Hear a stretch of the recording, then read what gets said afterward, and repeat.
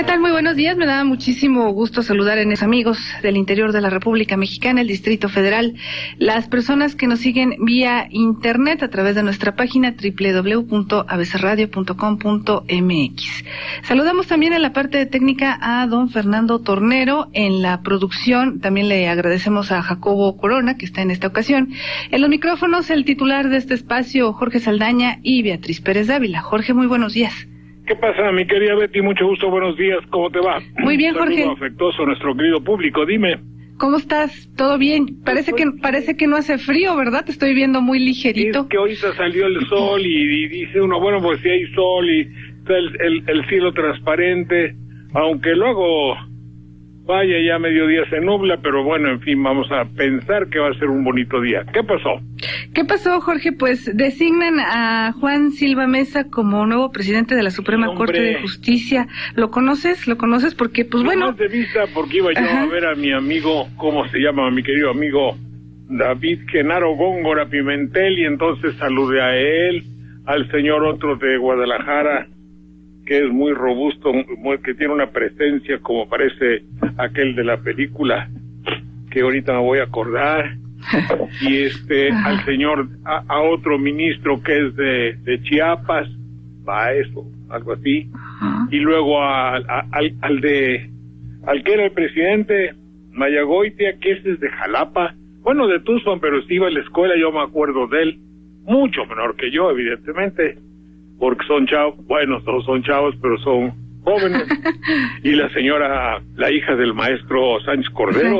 Olga Sánchez Cordero. Olga Sánchez Cordero, sí. Que yo me acuerdo que me llevaba yo mucho con su papá y me peleaba mucho en los programas, le gustaba venir a los programas y tuvo un gesto que algún día voy a contar, de una grandísima gentileza hacia mí, cuando no era más que un abogado destacado de México.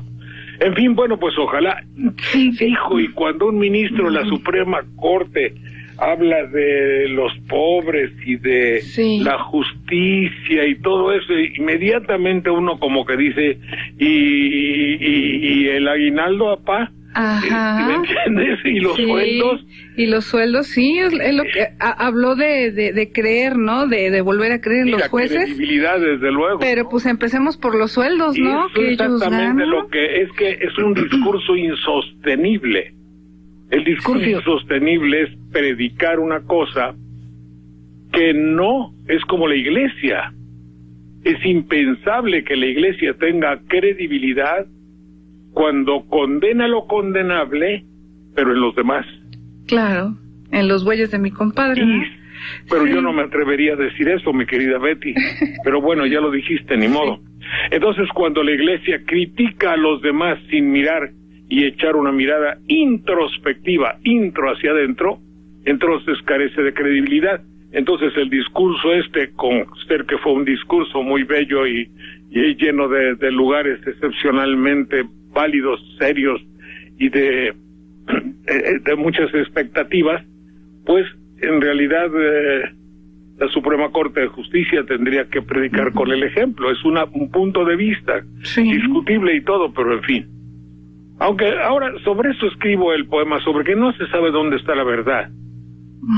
Tú ves, por ejemplo, tenemos el caso de destacadísimos hombres del priismo que han pasado su vida en las filas de la doctrina priista, que de buenas a primeras elogian acciones discutibilísimas de la Acción Nacional o del neoliberalismo.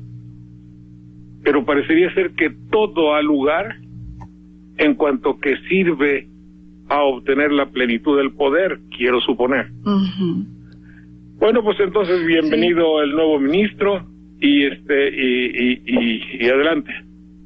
Pues fíjate, a mí lo que me llama la atención de Juan Silva Mesa es que, bueno, todos hablan, según los artículos que he leído, lo que he escuchado, de que es, pues sí, un hombre de posturas liberales, así lo califican, por sus decisiones en torno a San Salvador Atenco, al caso de la guardería ABC, al caso de Lidia Cacho, pero pues yo no me atrevería a calificarlo así. Creo que simplemente no debemos, pues calificar o festejar actos que son de simple justicia, ¿no, Jorge?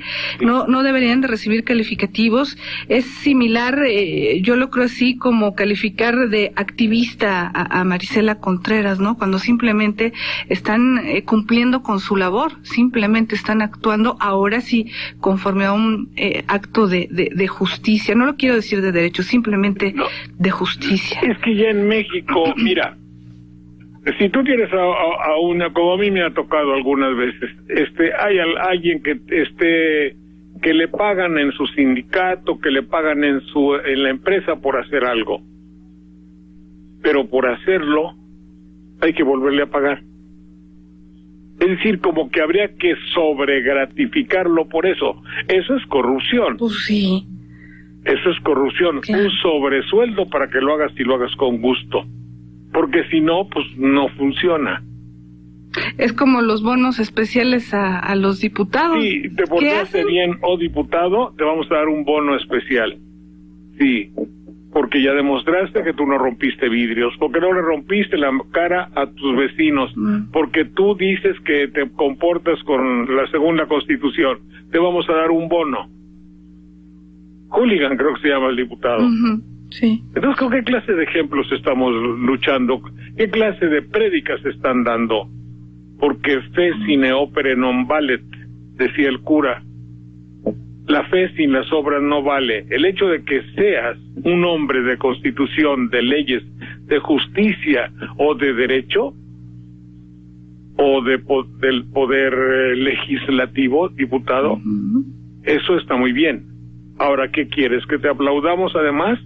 Como dices, que te matemos un pollito, que te hagamos un molito, como dice la señora Duval, la guapa. ¿Qué hay que hacer además? Hay que gratificarlos por cumplir con su deber. Pues es su chamba. Por eso es su chamba. Sí. Pero eso no lo entienden. Buscan una gratificación además de. Por eso hay bonos de fin de año.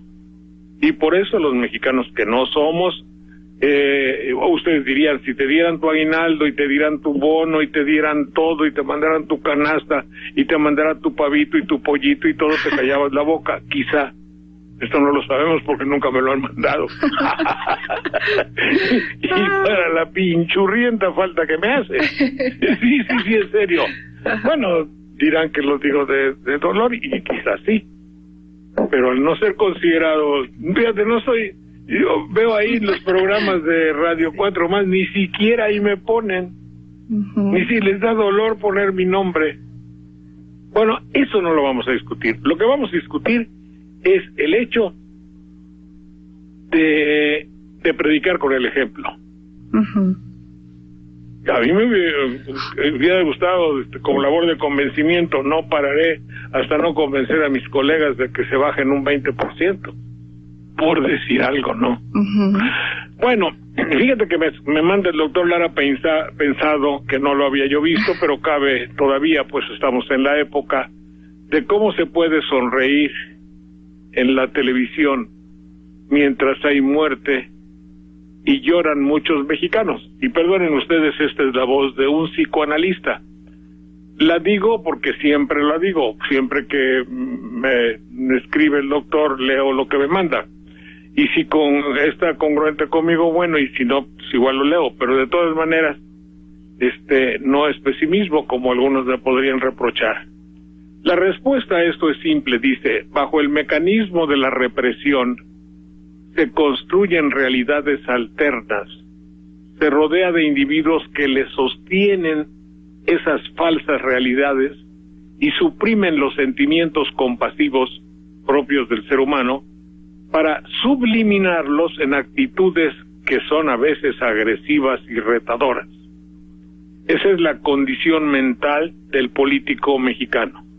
Los sentimientos afectivos que debieran de impactar su conducta y su personalidad han quedado anestesiados por el poder, por la prepotencia y la patología soberbia que hoy más que nunca se descara y que se ve en revistas de moda y que se ve sobre todo, dice el doctor, en la televisión. El mensaje del día de ayer es uno de los mensajes del presidente, pero todos son verdaderamente paralelos, eso lo digo yo, desde el Cancún, el de fin de Navidad, el de fin de año, el del otro día del fin de año, el de comienzo de año, tienen un común denominador que podríamos examinar después. El mensaje de ayer, dice el doctor, no hace sino confirmar la repetición inconsciente de una actitud política que se ha empecinado en apostar a la guerra y que permite solventar carencias internas con un discurso bélico y que algunas veces resulta amenazante. El discurso es en plural. Fíjense algo que no habíamos notado, el discurso se da en plural. Sin embargo, en el psicoanálisis, hablar en plural, nosotros decimos, por favor, tráiganos un café. Ah, caray, tráiganos un café, somos varios, hablar en plural en un mensaje de tal naturaleza no hace sino mostrar cómo dentro del sujeto habitan varias personalidades. Uy, con razón. Sí, no. Y si tienes dentro de ti 3 o 4 personas, o sea, como estás completamente zafado. Se trajo a toda la banda. Dentro de sí tiene un equipo. Ajá. Yo me acuerdo cuando un muchacho político de Guerrero, yo acababa de llegar, y vino al Jardín del Arte. ¿Cómo? Yo se voy a acordar el nombre. Y en el Jardín del Arte estaba yo con los micrófonos, digo, ¿cómo le va al licenciado? Supimos, nos enteramos por la prensa, enteramos todos, no yo. Supimos por la prensa que usted estuvo en el hospital. Dice, sí, Jorge, dice, estuvimos para hacernos una operación. Afortunadamente salimos bien. Digo, yo, fue accidente, ¿cuántos fueron? Y me acuerdo que todos me dijeron, oye, qué poca, es que así se habla. Digo yo, pues ni que fuera la corte de la reina o algo así. Entonces esa actitud que había tenido aquel político, que me recuerda ahora lo que dice el doctor Lara Peinado, de que existe en el que habla en plural varias personalidades, de la misma manera que hablar en presente para un accidente, para cualquier cosa, que cuando alguien, inclusive los entrevistandos, quiero decir con esto, los que uno está en el momento de entrevistarlos, cuando empiezan a narrar el accidente, en presente, y pasó antier, ya están actuando. Es decir, ya están fuera de... es que tengo a mi perrito aquí que está dando una lata. No, pero ya se calmó. Entonces, el que habla en presente, hay que desconfiar inmediatamente de él. Sí, el día de ayer, nos volcamos en la carretera, sí, hubo un accidente y tal, resulta que veníamos de tal lugar tiempo pasado.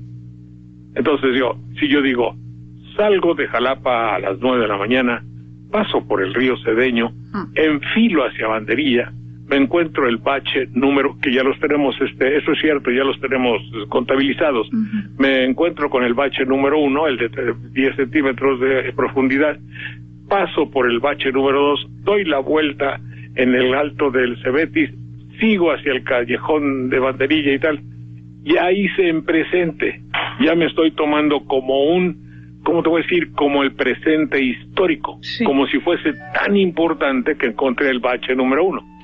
Entonces desconfíen ustedes siempre del que en televisión habla para narrar algo de ayer en presente, y sobre todo si es una imbecilidad. Entonces, gracias, el que habla en plural ya lo vimos con el doctor Lara Peinado. Un abrazo, Saldaña. Igualmente, doctor psicoanalista José Antonio Lara Peinado, a quien le deseamos un año muy feliz. Se consigna que en el periódico, ¿cómo se llama?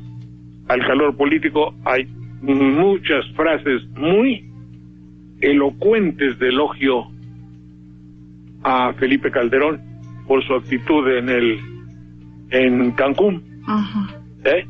Y que, bueno, vienen y provienen de los más, ¿cómo te voy a decir?, enjundiosos pensamientos priistas. Y esta confusión, esto ya dejo lo de la región, para decir que ya nacionalmente hay un cierto reblandecimiento entre el priismo y el panismo, y entonces ya es muy difícil conocer dónde termina la ideología revolucionaria de un partido y dónde comienza la mano que se levanta para bendecir y te dice, como en algunas de las oficinas de Jalapa, que Dios lo bendiga. En una oficina de gobierno que te digan que Dios lo bendiga, ¡achi! ¿Dónde está? Yo me pareció oír viva, ¿cómo decían en España? Viva Franco, rey de España. Ajá. Viva Cristo Rey, algo así, sí. Me dio así cierta cosita. Está muy delgada la línea que separa. Sí, está muy delgada la línea que separa la ideología de los partidos. Sí. Eso es un hecho real y se constata todo el tiempo. Y ahora lo laico se aborrece, ¿verdad? Lo laico se convierte en talibán laicista. Sí. Pero fíjate que en esta apreciación, el debate de la Arquidiócesis de México contra Marcelo Ebrard, que es el problema, es la utilización, según la Iglesia, conveniente de la personalidad de Marcelo Ebrard, donde el político que lo hace, que debe ser un hombre de ciencia política, avesado en los menesteres de la política nacional, que no se necesita mucho para hacerlo, sino un poco de mala leche y perversidad. El hecho de llamarle talibanes laicistas bien daría derecho a la parte contraria, que ya se ve como enemigos, al enemigo, a calificarlo de depredador sexual. Jorge, ¿qué te parece si hacemos una pausa y ahorita le seguimos comentando esto? Estamos de regreso, números telefónicos en cabina, 5518-7760, Lada, sin costo 01800-581-8248 y sus mensajes de texto vía celular al 30500. Entonces, estábamos en que se está viendo a Marcelo como un depredador sexual, Jorge. No, al contrario. El hecho de llamarles talibanes laicistas es juntar la palabra laicismo, que es muy noble, que es muy digna, y darle una connotación condenatoria. ¿Me explico? Es decir, si tú juntas talibán, terrorista, con laicista, estás siguiendo un método televisivo. Es decir, el controvertido, Andrés Manuel López Obrador, controvertido, contrario, que vierte, que revierte, que la riega. ¿Me explico? Es decir, ya ahora laicista, de la misma manera que la palabra activista o liberal, tiene más bien la activista, porque ellos se aplican a liberal en varias circunstancias, pero talibán laicista es tanto como si dijera pleonásticamente dos calificativos condenatorios. Vamos a buscarlo en la Real Academia, a ver si tú tienes ahí internet, pero debe estar en qué diccionario, en aquel diccionario grande, en el grande en este debe estar talibán, exactamente, que tiene una connotación de perversidad, de crimen. Y obviamente el que es laico por naturaleza solo tiene respeto por una religión y reclama que se le tenga por sus leyes, obedeciendo al evidentísimo criterio de a cada quien lo suyo, y el respeto al derecho ajeno es la paz, que se fundamenta en la declaración nazarena jesuítica de al César lo que es del César y a Dios lo que es de Dios. Quien siga este precepto bien puede calificarse de laicismo. Pero el cardenal lo junta con talibán, lo cual es terrible, el perverso. Es decir, es como si tú dijeras el perverso violador. Perverso y violador, aplicable evidentemente a Maciel, sí, son dos cosas paralelas condenatorias.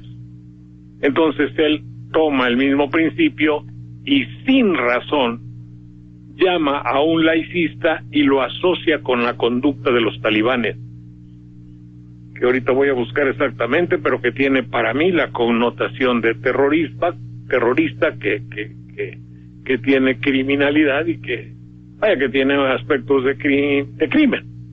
Bueno, ese criterio del cardenal es lo que hace que obviamente no calificaría así ni Samuel Ruiz, ni el obispo Vera, ni Leonardo Boff, ni Solalinde, ni Méndez Arceo, ni Leverrier, ni muchos hombres que han seguido dentro de la misma iglesia, y que es susceptible, es factible que estén inconformes con la actual iglesia romana y que seguramente han dejado o están dejando las filas del cristianismo romano para seguir las verdaderas líneas del cristianismo, por ejemplo, el de Leonardo Boff, diría yo.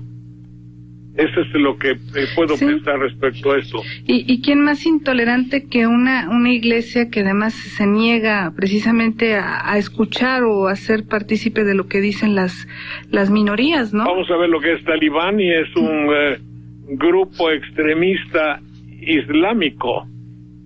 Y este grupo extremista islámico, desde luego que tiene que ver con el terrorismo y con el crimen. Y en ese sentido, los talibanes o el talibán, ¿dónde está? Significa estudiantes, un grupo extremista islámico de Hanafi que gobernó Afganistán en el 96 hasta que fue derrocado, cuya idea de sociedad está basada en interpretación estricta y extremista de lo que debe ser la vida de un musulmán, sin dar cabida a interpretaciones que posibilitan algún tipo de libertinaje, como es habitual en las sociedades democráticas. Se ha reagrupado y viene toda su historia. Y ahí dice todo, pero sí, es lo que les decía yo a ustedes. Sí, y el brazo armado que es Al Qaeda, ¿no? Sí. Los terroristas. Interpretaciones de la ley, es la interpretación de una ley como nunca se había visto en el mundo, que se hizo famosa internacional por la forma de tratar a las mujeres. Se vieron obligadas a usar la burka en público, no se les permitió trabajar. Total, es lo que quiso decir el obispo. Sí. Pero aquí hay otra cosa. Fíjate, aquí lo dijimos un poco, no sé si te acuerdes. Sí. Cuando una señora dirigía el Instituto Nacional de Migración, sí, y la señora panista tuvo la mala suerte, o era tal el caos que había, o la corrupción tolerada, o no supo dirigir la institución, cualquier cosa, no la estoy inculpando, pero tampoco está excluida su cierta culpabilidad y cierta responsabilidad. Total que hubo la muerte de 70 migrantes que venían de Sudamérica y que fueron muertos en San Luis Potosí. En San Fernando, Tamaulipas. En San Fernando. Entonces la señora, ¿qué? ¿Romero? Sí, Cecilia Romero. Entonces la señora terminó de ahí mal que bien, como que se opacó tantito y buscó la dirigencia de Acción Nacional. Como si nada, ¿verdad? No, su finalidad no era llegar a dirigir Acción Nacional, sino que se olvidara su hipotética culpabilidad, si es que la tuvo, pero a los ojos de mucha gente de México, obviamente ella toleró en todo caso. O si no toleró, no supo combatir, o no supo acabar con la delincuencia dentro de su ámbito. Total que ella buscó, pero al buscar eso viste de blanco. Es decir, ¿puedo? Si puedo, tengo el derecho. Si tengo el derecho, no tengo rasgo de culpabilidad. La ganancia estaba hecha. Ella no era culpable y por tanto el PAN accedió y la protegió, de la misma manera que se protegió a un diputado para que traer en una cajuela a la Cámara de Diputados. Como se dice una cosa, se tiene que decir la otra. Sí. Bueno, entonces la señora Romero buscó eso y se blanqueó. Se blanqueó quiere decir se purificó. O tácitamente me estaba diciendo a mí al oído, fíjate que yo puedo ser directora del PAN, ergo, estoy limpia, soy pura, no tengo culpabilidad. Esa fue su ganancia, aunque no haya logrado el tan preciado trofeo de ser directora del Partido de la Acción Nacional. Es lo mismo que está sucediendo en la actualidad. Tú, talibán laicista, hijo de quién sabe qué. No, pero oye, ¿con qué cara? Si tú odias, por eso la Iglesia actualmente odia los matrimonios homosexuales. Dice que te mueres de SIDA, pero que no use nadie condón. Que el aborto, aunque sea por violación o por enfermedad, está condenado. Y por eso tiene el lenguaje terrorífico de la Biblia para condenar y caiga sobre ti y las generaciones futuras la maldición. Y por eso tú, talibán laicista, fíjate, es un lenguaje bíblico de condena absoluta y total, que son calificativos demoníacos e infernales para decir un simple hombre que quiere decir, bien, yo no me meto contigo y tú no te metas conmigo. Tan simple como eso. Y entonces viene desde, ¿por qué? Porque con eso está olvidando al pastor evangélico de Cotija, el padre, nuestro padre Marcial Maciel, que ya no le puedes decir públicamente nuestro padre, puesto que hemos dado el banderazo para que solamente tú en tu intimidad continúes viendo su foto, leyendo sus textos y haciendo ejercicios espirituales con sus dichos, porque Nicky Lobstad, no problem. Hijo de la mañana. Entonces te das cuenta cómo la Iglesia, al llamarle talibán laicista, que me caló. Oye, eso sí es perverso, si así lo piensa yo la pienso Iglesia. Que sí, pero entonces está diciendo, yo te voy a llamar a ti eso. Oye, pero tú, pues oye, pues tantos curas que hay, hoy en la mañana nombraron como 10, y el de Jalapa y el de todo.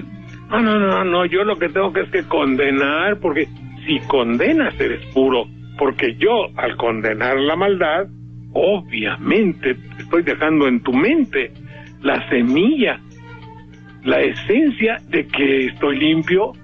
De culpa. De culpa, ¿no? Sí, si yo estoy culpando a otro, obvio, es como cuando en la televisión daban premios. La televisión te da el premio del mejor cantante, el mejor bailarín, y pone un jurado y la madre. ¿Por qué? Porque es la autoridad. Obviamente ella sabe evaluar. Y si la Iglesia condena a alguien porque hace un atentado en contra de que la Iglesia, por ejemplo, dice la libertad de las religiones, siempre y cuando sea ella la única que gana y la única que esté. Pero hay otra cosa que dice, bueno, entonces ya hace estas condenaciones para que se olviden sus sus propios de ella, sus casos de pederastia, que es obviamente, oye, de ser un laicista, como ellos se llaman, talibán, a ser un violador de niños. Pues, bueno, pues digo, primero no hay laicistas talibanes, ni mucho menos. No, es absurdo. Es absurdo. Sí, eso. Bueno, pero lo que sí quieren es ayudar a quien pienso que va a gobernar el del 2012. Esa es la otra cosa. Grilla corriente política, pero de la chiquita. Sí, haciendo actos de proselitismo ya. Entonces, ese es el asunto de que habría que ver en el futuro para que todas estas cosas están haciendo futurismo, están haciendo ¿cómo se llama? Peñanietismo. Y eso, yo creo que ellos no creen en Cristo. Te voy a decir por qué. Porque tú sí crees en alguien y te has pasado los siglos predicando en el premio y el castigo que ese alguien te va a dar. Obviamente te cuidarías de no hacer cosas para atraer el castigo de quien predicas. Claro. Digo, y confiar en la justicia divina, obviamente, ¿no? Sí. ¿Cómo voy a cometer faltas tan terroríficamente obvias si con eso estoy lesionando al quinto matrimonio, al quinto mandamiento? No mentirás, hijo. Y tú estás mintiendo. Te vas a condenar. Ahora, si lo haces impunemente y con toda la frescura del mundo, es que no crees en lo que lo estás predicando. Entonces surge la figura de mi querido obispo Sergio Mesa cuando dice, ¿y si todo fueran pamplinas? Ay, acto de herejía en el año nuevo, Jorge. No fue herejía, porque él mismo dijo después, no, viene a mi auxilio la fe y no sé qué, pero lo pensó. De que lo pensó. Pero eso como hace 5 o 6 años. Bueno, adelante. Hacemos una pausa, regresamos. De regreso, gracias por sus mensajes de texto vía celular al 30-500. Y fíjate, Jorge, aparte de sí una actitud chiquita de la Iglesia al estar haciendo actos de campaña anticipados y diciendo que es un peligro confiar y votar por gobiernos como el del Distrito Federal, a esto pues hay que sumarle más leña a la hoguera, así dice el dicho. En la mañana estaba escuchando a Tere Vale. No la conozco, tú obviamente sí, pero ella estaba hablando además de que esta actitud de la Iglesia mexicana, de Norberto Rivera, era un apoyo a Andrés Manuel López Obrador. Date cuenta, ¿cómo es posible eso? O sea, es de lo más absurdo y sí de lo más chiquito que se está haciendo de la política mexicana, ¿no? Bueno, no creo, Tere tiene un concepto lúcido de las cosas. Entonces, ¿tú sí crees que es en apoyo a Andrés Manuel? No, desde luego que no, claro. En absoluto, pero lo que sí te puedo decir es que si las condiciones de la política actual, ante la inminente rebatinga priista interior, ante la inminente, ¿cómo debo decir?, no realización de los proyectos del panismo, si llegase a surgir una fuerza, digamos de izquierda, representada por 3 o 4 ciudadanos de reconocida presencia no gubernamental, como podría ser Andrés Manuel López Obrador, como podría ser Marcelo Ebrard, como podría ser Juan Ramón de la Fuente, quizá 1 o 2 más, si surgieran y fuesen de pensamiento alternativo, la Iglesia estaría con ellos, indiscutiblemente. Sí, desde luego. Te lo digo porque así ha sucedido, porque así ha sucedido históricamente. Después del franquismo, la Iglesia ha preservado, se ha sabido colocar para que los sacerdotes gocen de los privilegios inconmensurables de un tratamiento privilegiado al no pagar impuestos, al tener, creo que el 70% de los monumentos de España, de los grandes monumentos artísticos, pertenecen a la Iglesia. O eso era hasta hace poco, quizá ahora sea menos, no sé. Pero cada sacerdote tenía grado de teniente del ejército. No sé si eso prevalezca. Sí. Pero en fin. Por eso te digo, bueno, de la misma manera que cuando hay una dictadura cruenta, Pinochet, el Papa viene a darle la comunión, en el hipotético caso, pues no acaso vino a ver a Castro. Ajá, sí. En el caso de que Andrés Manuel fuese, o de la Fuente o Ebrard, o por qué no los 3. Ya hice el papelito donde tengo apuntado cómo se la van a bandear para que... Ah, sí, a ver cómo. No, pues ya no me acuerdo, pero era un triunvirato en el que 3 hombres de pensamiento alternativo, uno presidente de la República, otro primer ministro y otro secretario de Finanzas, volándose 2 años cada uno en cada puesto. Evidentemente que el tercero tendría una jerarquía inconmensurable, acabar con la corrupción, porque si no los otros no iban a poder gobernar como Dios manda. Ahora sí utilizo el término, sí, en el sentido más amplio y figurado posible, es decir, imposible que se ejerza el poder, la ley y la justicia si hay corrupción. Eso es demostrable. Por eso yo decía, 3 hombres modifican todo.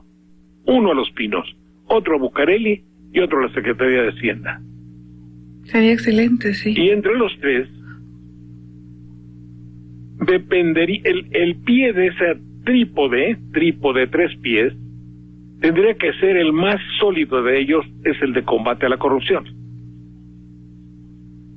El combate a la corrupción tendría como norma fundamental en igualar las condiciones del mexicano. Igualar quizás sea una palabra que nos lesionaría a muchos, pero el hecho de hacer menos drástica la distancia entre el señor que le aumentaron 2 pesos, sí, y el que se va a llevar 600,000 o se llevó 600,000 de aguinaldo, claro, porque eso es corrupción, evidentemente. Claro. Así sí creeríamos en todo, en los políticos, en los jueces. Que marchar a la de a fuerza. Tendría que marchar a la de a fuerza. Esa credibilidad que pide Juan Silva Mesa. Exactamente, exactamente. Sí. Y entonces, sí verías, y entonces no habría la rebatinga de Mesa de Villar. Es decir, un acto de corrupción. Yo salgo de presidente y pongo mi rancho. Un acto de corrupción, evidentemente. O salgo de presidente y tengo 10 guaruras.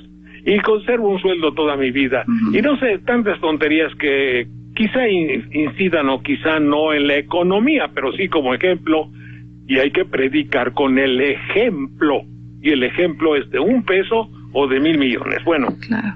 Y aquí resulta así, la Mesa de Villar, la bola número 1 se llama San Cristóbal, le pegas y viene a resultar en el que no ha puesto el bache en Materilla, porque se hace una cadena de corrupción, la cual el tercer hombre del gobierno no tendría que romper. Claro. Mi triunvirato tendría que funcionar a la de a fuerza. Sí. Ahora, porque los otros 2 serían vigilantes del tercero. La lógica, eso indicaría. Sí.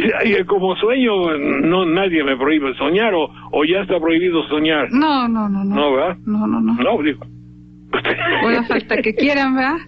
Falta que Pero quieran. dime si Sí, no, es decir, ya es imposible que el presidente de la República tenga que ir a poner su cara triste ante una víctima colateral, que es algo trágico y terrible, en ir a estar declarando no mañana, tarde y noche ante cámaras y micrófonos de la televisión, porque finalmente el poder en la actualidad está dependiente, así como los clubes de fútbol dependen de cámaras y micrófonos así el poder en México se ha dejado conquistar, avasallar, y lo tienen agarrado, ¿cómo diría yo? Lo tienen supeditado para que vaya al programa y todavía tenga que agradecerle al señor locutor que cruzó la pierna y puso su dedo así pensativo para ver qué le preguntaba, moviendo la cabeza y tronando los dedos y levantando las cejas.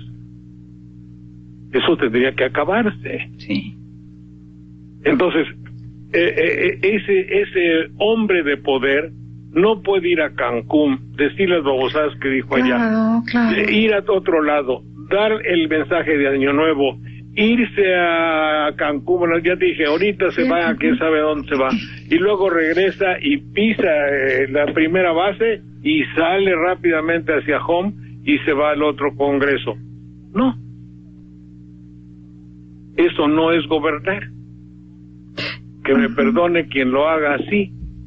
Eso es hacer una serie de grabaciones que indican que tiene el poder para un pueblo inadvertido, inculto, y se acaba, por ejemplo, ahorita vamos a entrar en 2 años de campaña presidencial, hagamos, mi querida Betty, el voto fundamental, serio y tranquilo, poniendo nuestras manos sobre una Biblia hipotética, de hablar lo menos posible de ese mundo enmarañado, asqueroso, sucio, de intereses tan personales, tan entrañables de entraña, tan ¿cómo diría yo?, estomacales de la vida electoral de nuestro país.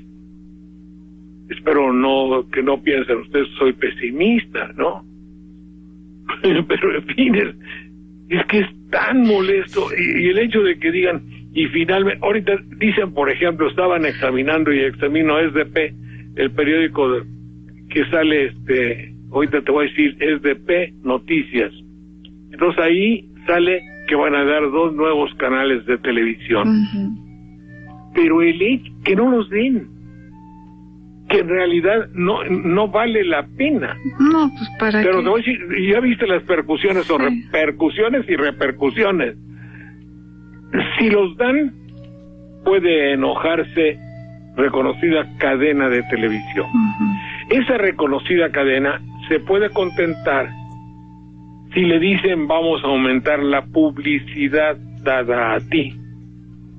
Entonces entraría el concepto de la campaña de Peña Nieto, porque tu televisora se ha opuesto desde el sexenio de Fox a la creación de una tercera cadena.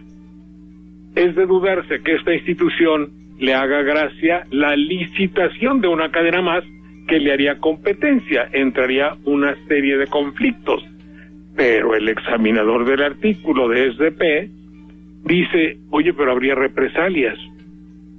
Entonces, esta institución de televisión empezaría a exponer la serie de problemas de corrupción que ha habido desde Fox para acá.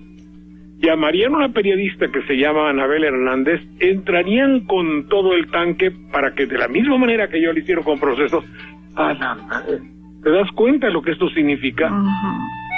En consecuencia, no se pueden poner las cadenas porque se incitaría el coraje de los enemigos.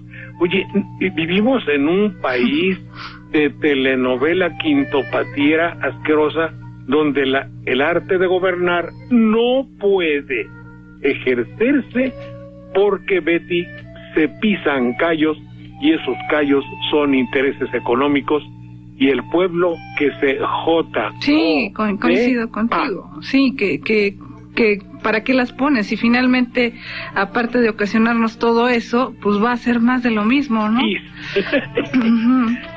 Qué bueno, adelante. Hacemos una pausa, regresamos. Estamos de regreso en este espacio. Oye, Jorge, rápidamente dice Luz. Te voy a decir una frase nada más. A ver, dime. Te voy a decir una frase. Termina la revista del señor Arriola, SDP, diciendo, voy a leer pedes litere, al pie de la letra.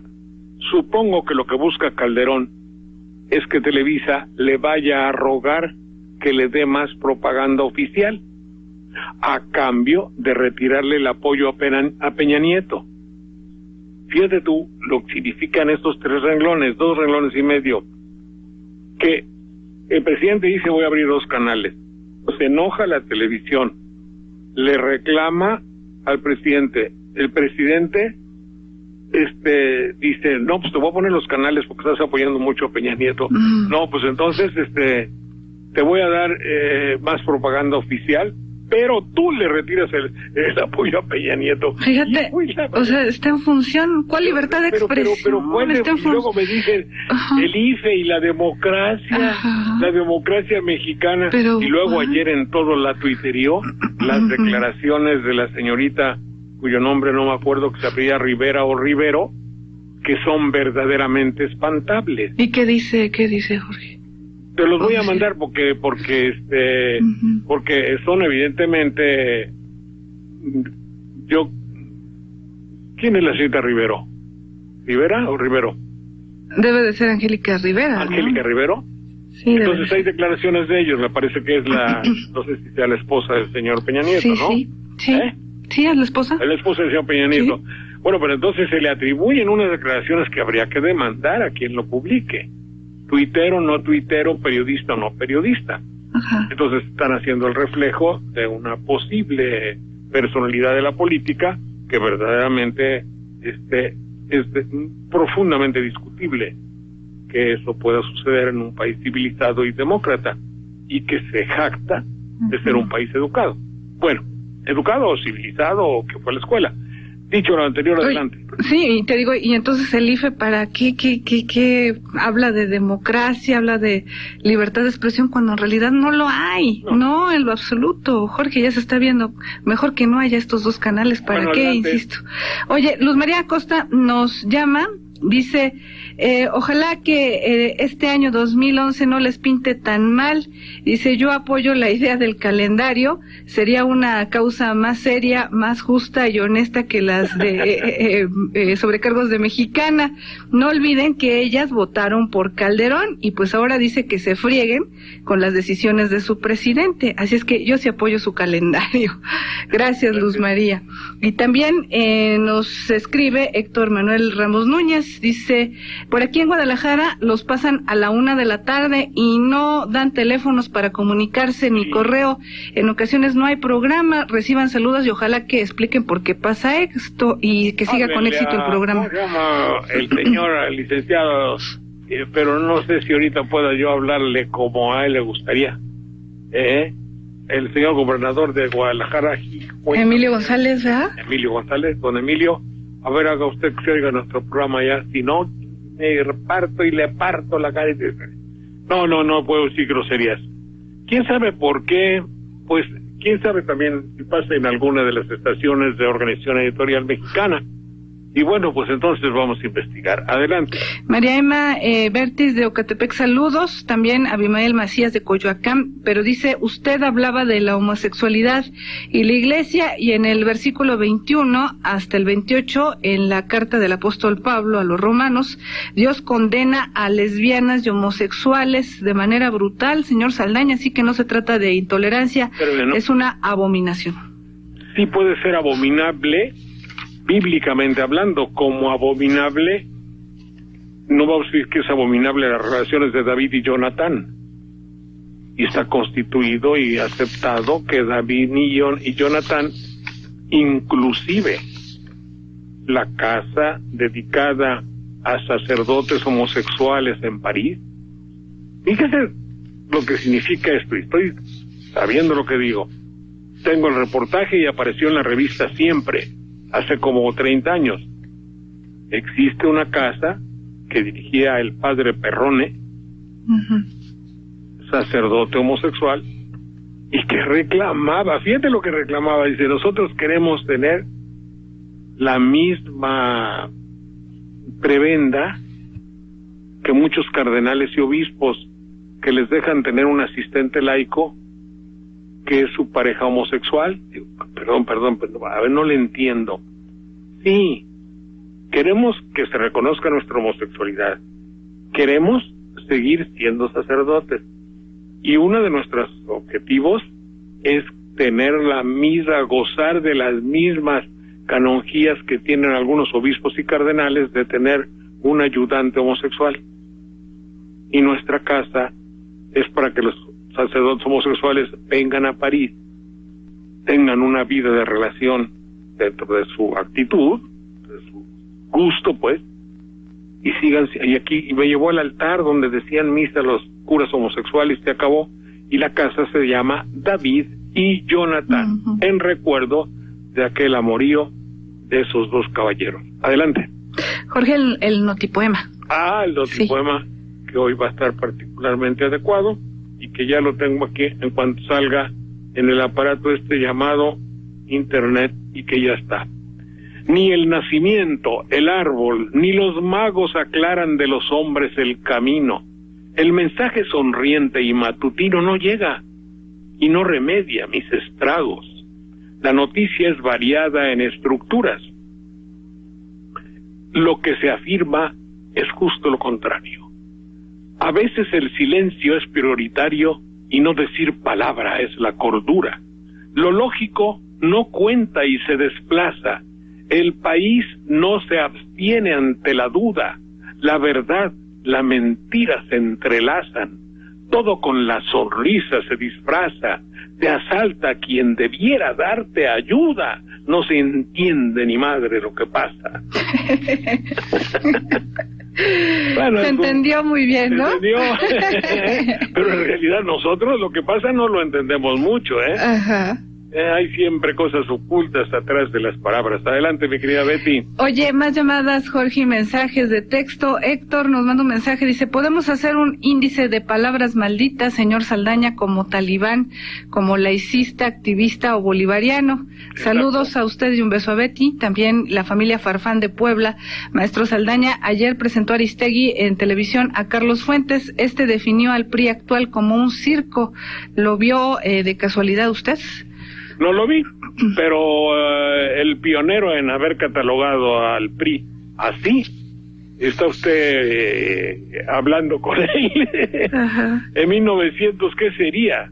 71, hicimos el compadre La Rosa y su servidor, la anatomía del PRI. Y, perdón, la anatomía del circo Ataide. Ajá. Y comenzamos con una toma de una corcholata enorme que daba vueltas, así que acababan de mirar que decía PRI, y en eso yo me lanzo y digo, y ahora con ustedes la anatomía del circo, y aparece el PRI.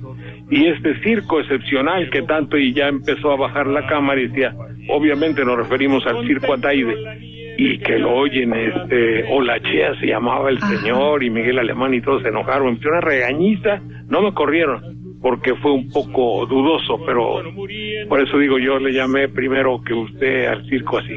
Al circo no, al PRI, un circo. Bueno, adelante.